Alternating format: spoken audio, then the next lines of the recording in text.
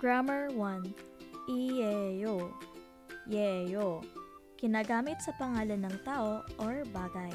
Example, 안녕하세요, N예요. 안녕하세요, N예요. Dito ay makikita natin na ang pangalan na an ay merong patsim, kaya iyeyo ang ating ilalagay. Another example, 안녕하세요, 자나예요. 안녕하세요,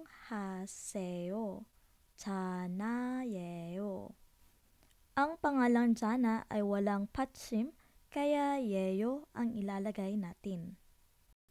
Remember, kung ang pangalan ay merong patsim, iyeyo ang ilalagay, at kung wala namang patsim ay yeyo.